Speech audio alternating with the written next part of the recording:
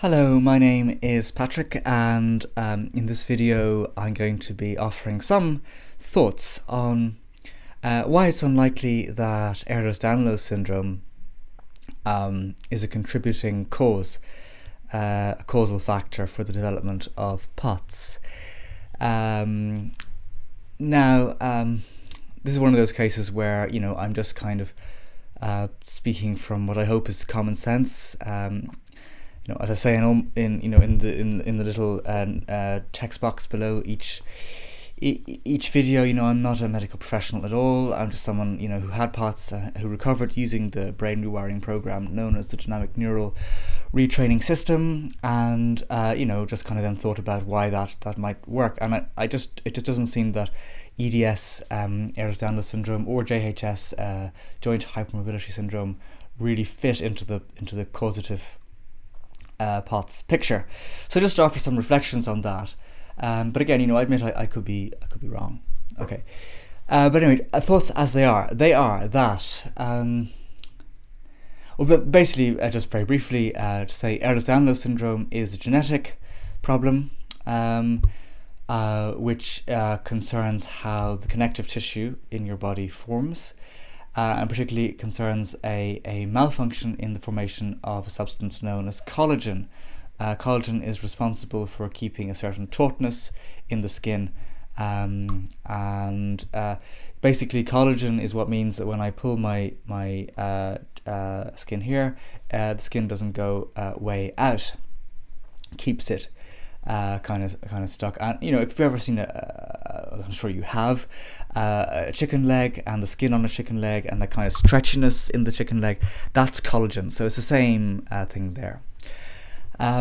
So what happens in Ehlers-Danlos syndrome, as far as I understand it, is that collagen formation is impaired for a genetic reason, with the result that that skin would be very, very stretchy, and this has a wide-ranging effect on how a person's body operates and moves, especially in terms of being very hypermobile, able to move joints very easily, kind of double jointedness. A lot of people, who have double jointed have EDS. And so on and so forth. So it's a similar story with joint hypermobility syndrome, which is where people do develop very similar problems as in EDS, but not for genetic reasons from birth. It's a syndrome. They don't know quite what causes it. But anyway, you kind of, to get back to postural orthostatic tachycardia, you kind of see the idea mentioned a lot that that in some way EDS might contribute to POTS, and that it seems that quite a few people with EDS also have POTS. And I think the idea goes something like this: sort of laxity in the collagen and skin in some way would impair blood vessel function, perhaps.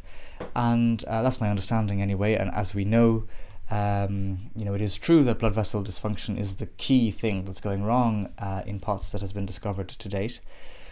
So that might hold a kind of sense, but my own thoughts on it are, for what they're worth, that it basically, if EDS were a contributing cause to POTS, then basically it would make sense that most, or if not all, people with EDS would also have POTS automatically. If it was the case that this laxity in the blood vessels really were a causative factor, then those people who have this problem should all have POTS, and yet they don't. Actually, a very small number of people with EDS have POTS. There was a study done by Grubb into the frequency, and in the control sample, in the sample of people with EDS who were studied for orthostatic intolerance, only 15% of them met the criteria for POTS. So again, that strikes me as a kind of, some people might have it, but very, very few. And if it were actually a causative factor, then it would make sense for that number to be 80, 90, if not 100%.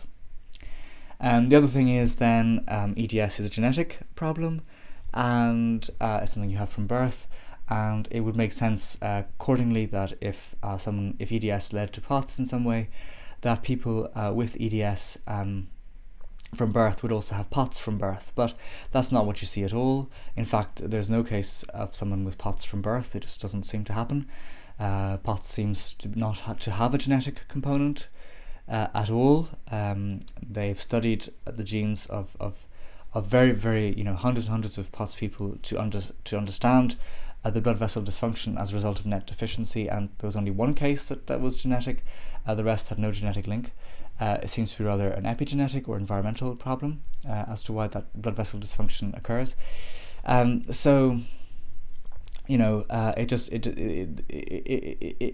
it were the case that a genetic problem from birth contributed to POTS, then the POTS should also develop from birth in that sample, and it doesn't. And then, of course, there's the fact that most people, or a lot of people, most people with POTS don't have EDS, so it doesn't seem to work that way. So there's obviously something else going on that's really primarily causing POTS, because it should also be the case that the other way around to a degree. So really it comes back to the hypothesis I'm putting forward, which is that POTS, what I'm trying to say is, and this is only building on the work of Annie Hopper and the dynamic neural retraining system, and that whole theory that is there into limbic system impairment, but that basically that it's caused by a limbic system, a kind of limbic system dysfunction following a trauma, where that trauma is understood very broadly, and that's very important. So it's not just a psychological trauma, although that can be the case. It's also physical traumas, such as caused by viral illnesses and other illnesses, Lyme disease, surgery, pregnancy, and other kind of physical traumas, or a combination of all, or whether all at once or insidious over a longer period of time and then acute, whatever it might be. And that seems to be the real thing that causes POTS, both from a kind of general consensus among medical researchers, in that there seems to always be this catalyst, and from stories you read online. Whenever you read about someone who's raising awareness of POTS, various inspirational stories you will read, but they tend to say things like such and such, was well, and then they got this illness, Lyme disease or whatever, and then they maybe recovered from the illness, but they then had POTS. So there always seems to be a kind of catalyst. And I think if you have EDS and you're watching this, or you have JHS, and you also have POTS, the question to ask yourself is, when did you develop this? Was it after some kind of event that could be understood as traumatic? Or is it something you've always had from birth, or you've had it for as long as you can remember, POTS, in which case the collagen formation problems may point to what's going on in your case. But, if it's the case rather that this is something that you developed after a traumatic period for whatever reason, then it's unlikely that the EDS is in any way causing the condition. So that's it's being caused by what causes POTS in every case. So that's all I wish to say on that. If you do have EDS and POTS, your experience is very much valued. I'm not wedded to the ideas I'm putting forward at all. So it's just a thought. So your anecdotal evidence will help feed into that discussion. So thank you.